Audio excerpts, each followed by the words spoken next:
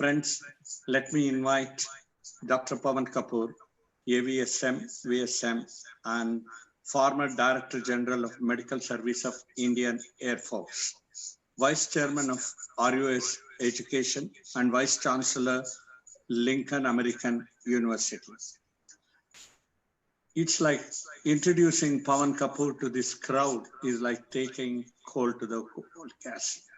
He is very well known in our industry and 40 plus years of experience in quality of healthcare, patient safety, and medical education reforms have formed a niche place to Dr. Kapoor. One of the founding members of the NABH, today, if NABH has greatly achieved so many laurels in the country, it's because of Dr. Pawan Kapoor's immense contribution along with some senior leaders. He has been the chairman of the technical committee and accreditation committee of the NABH. He also did many of the blueprint change for the training of Army of the Medical Corps. Retired as Director General of Medical Services of Indian Air Force. Former head of the Department of Hospital Administration, FMC Pune. Many national, international chapters in various books and journals, and awarded his Order for the Royal Emblem of Sultan of Oman, Chief of Army Staff Commendation thrice, Vishishta Seva Medal twice, Ati Vishishta Seva Medal. I think that was a crowning glory of his career in the army. Now, he has also been awarded Lifetime Achievement Award by our own CAHO.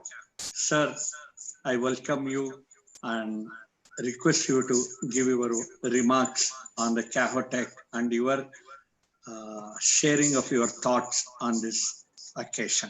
Good evening, dear participants, and good evening, all the dear panelists. Yes, it is at a short notice that I have been called to give my opening address on hospitals of the future. But I think, it is always better to be attending such conferences with a very clean mind. And my mind is very clean and clear because I have no time to prepare. So what I'm going to speak is, what I'm going to speak to you all today is what is coming to my heart and not coming through my mind.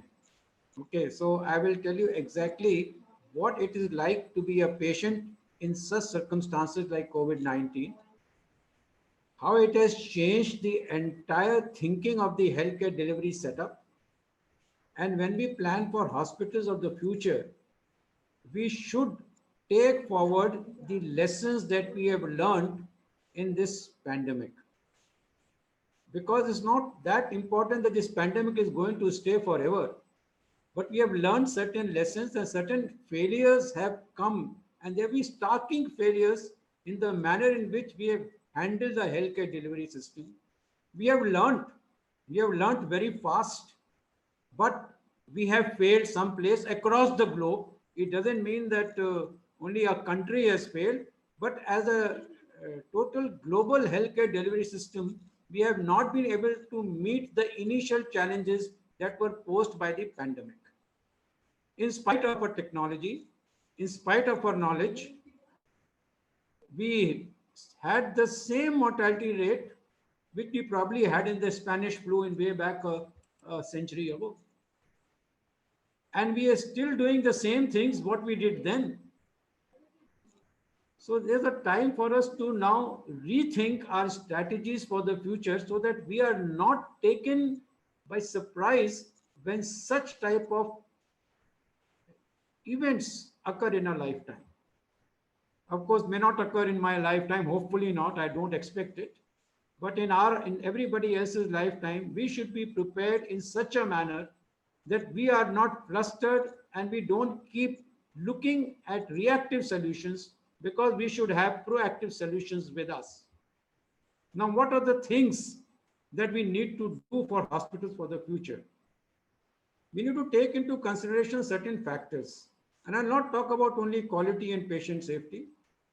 Quality and patient safety are inbuilt into anything that we are going to do in the future. So that will be an ingredient part and an integral part of our hospitals for the future.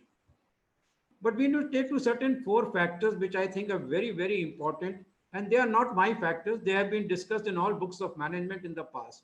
But when we address any problem with those four things, probably we'll be able to get a better and an easier solution and a better understanding of what hospitals of future should be like. Now, what are those four factors? One is systems. Second is tasks. Third is people. And fourth is technology. There has to be an integration of systems, tasks, people, and technology. And therefore, what I'm trying to talk about today, that we have to give healthcare that is coordinated. And like Dr. Mohan very correctly brought out in his earlier keynote address, that we have to start looking from home care and integrate home care with hospital care through the use of people and technology, so that we have coordinated care at every level. Secondly, we know what happened. What does the patient need? And again, rightly brought out by Dr. Mohan, patient needs access. Access to what? Access to basic health care. Patient needs information to access. Now, can technology affect this access? Because patient is that people component we are talking of. How can that patient access this technology? So there is the greater role now for technology, greater role of telehealth, greater role of follow-ups, greater role of initial management of cases in the home environment. This pandemic has taught us that telehealth, and telehealth, I do not mean only all facets of telemedicine. It could be only telephone oriented passing of information, which was a taboo earlier, that if you have to come, you must come to my place and see. But now both the doctors, because people component comprises of the providers as well as of the recipients of care. And both now feel that telehealth will probably reduce the load on the healthcare setup in the hospitals, larger healthcare setups. Telehealth will reduce probably the chances of spread of infection in the hospital, not only related to coronavirus, but maybe to other organisms as well.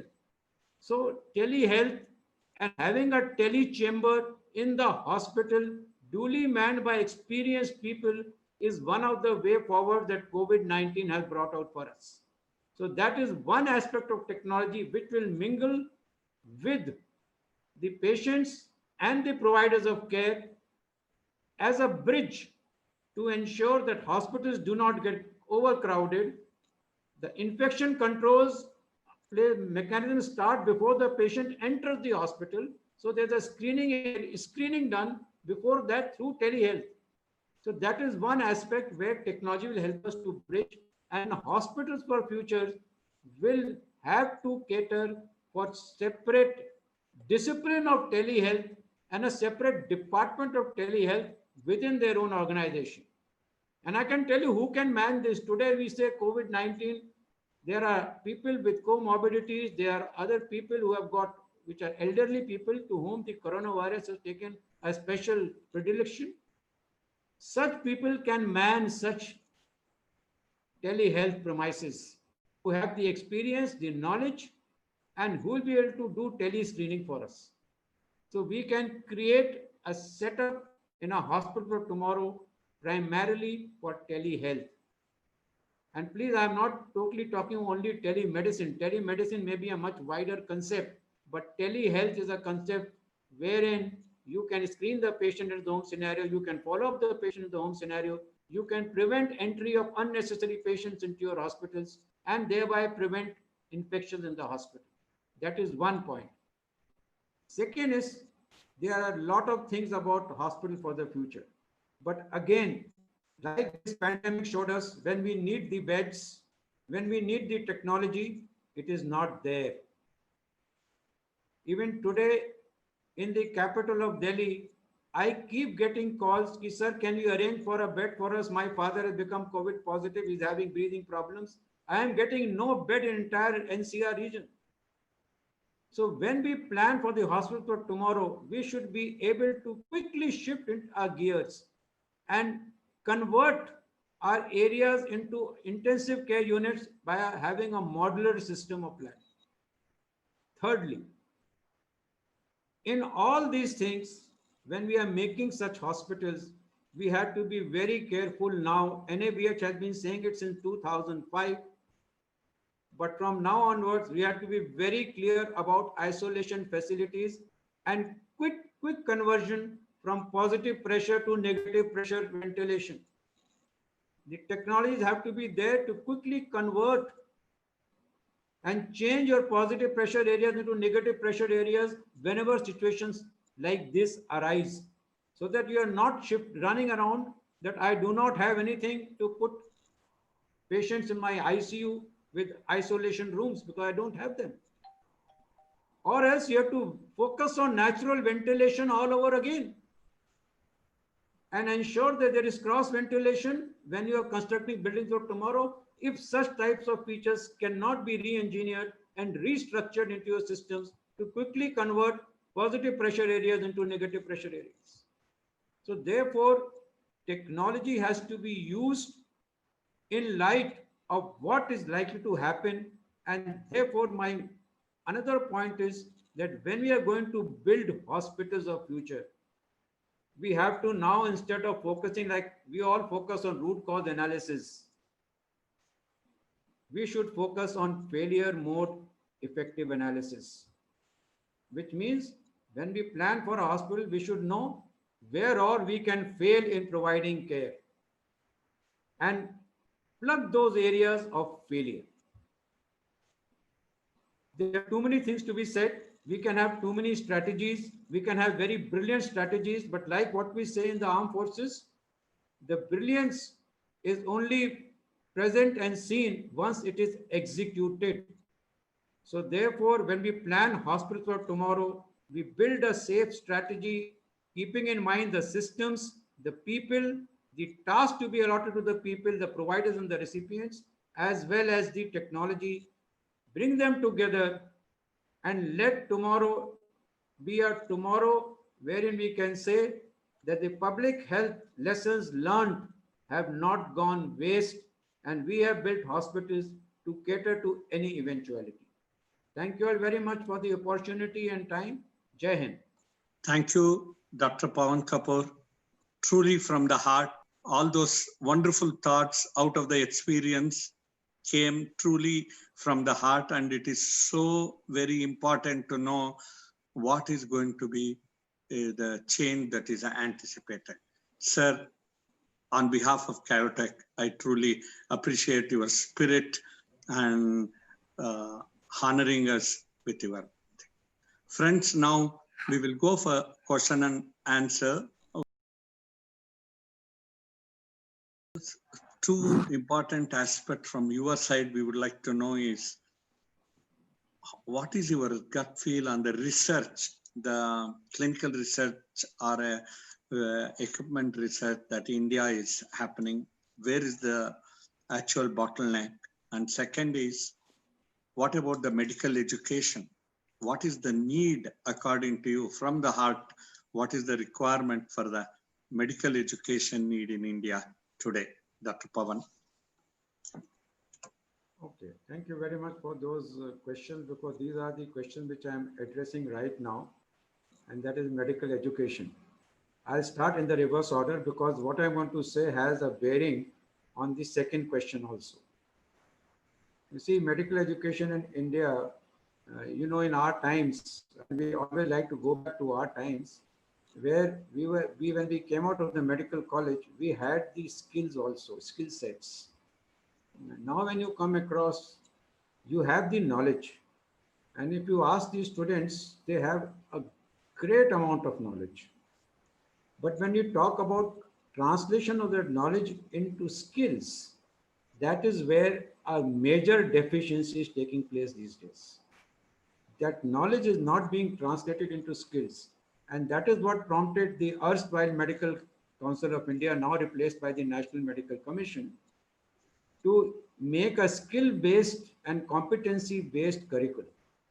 So hopefully with this curriculum, we will be able to convert that huge amount of knowledge that is imparted during our medical courses into skills. For that, we have to put in a lot of practical component, and that practical component will have to will be under supervision, keeping in mind the patient safety aspects. Second part is that research. Actually, research starts the moment you enter into a medical school. There has to be encouragement for research in our country. I'm very sorry to say this because I have been dealing with a lot of research projects. I have been a part of the ethics committee in NABH, which has been, going around and seeing all the research proposals being done. We must have viewed approximately more than 1,000 to 2,000 research proposals in this country. And to be very honest, I could not find a single research proposal that could be thought of to be innovative, creative, or an original patented thing from India itself. It is a translation research which is translating research done elsewhere into the Indian scenario. How do the Indians adapt to the research already carried out somewhere else, and we're putting in those factors here? The original research are very few and far between, and that is because we have not inculcated this habit of research in our medical curriculum. Moment research starts a medical curriculum, maybe in the future, yes, we can go ahead and do it. But should we say that we are deprived of creativity? No. You have to see so many things have been innovated by the engineers in collaboration with doctors, which have got tremendous amount of value for providing access to healthcare. I'll give you certain examples. You see, they have taken away, they have invented small ultrasound machines, handheld ultrasound machines by our own people. We can go to the villages and do the ultrasound there and can find out what are any potential complications in the mother or at the time of child delivery. So innovations right from grassroots level till higher level are there. Unfortunately, they are not coming to the fore because maybe there is certain deficiencies in our systems which are preventing them to come forward. So I think we need to have a systems concept again here, where the government has to give lot of encouragement and lot of facilities and lot of funding to ensure that we do really become Atmanirbhar. And the Atmanirbharta and self-dependence will only come in when it is supported by all agencies together. So we are looking for that support to come, and otherwise India is one place which is not devoid of talent. Let me assure all of you here, India has tremendous talent, and Indians who go abroad, how come they achieve so much? And why can't they achieve so much in India? So we have, again, I called you the first part, systems. We have to create systems to harness this potential that we carry with us. How do we take virtual telehealth to rural and poor India? There is no way to how to take it. It is already there. It exists, and it exists as far as Jammu and Kashmir. In most of the villages, you will find it there, because we are doing it in the armed forces anyway, and we have been doing it for quite some time. So it is not it is nothing new, and it doesn't require too much of technology. You can do it, so it will not it's a matter of just inclination and commitment to do it. Our troops and our people in the villages, we have got connectivities with all our local hospitals in the Northern Command, and we are using this both telehealth as well as telemedicine projects, which are being communicated, which are being done there. And as I told you, it does not require too much of technology inputs. So you can and rather it is meant for that. Let me put it this way: virtual health, which includes all these technologies, are meant for those people who cannot have direct access to health near their locations. So it is being already done. Yes, it needs to have a more organized system to take it to each and every person who is not been able to access the healthcare services. Thank you very much, sir. Thank you. It was really eye-opener. And on behalf of the CAHOTECH, I really thank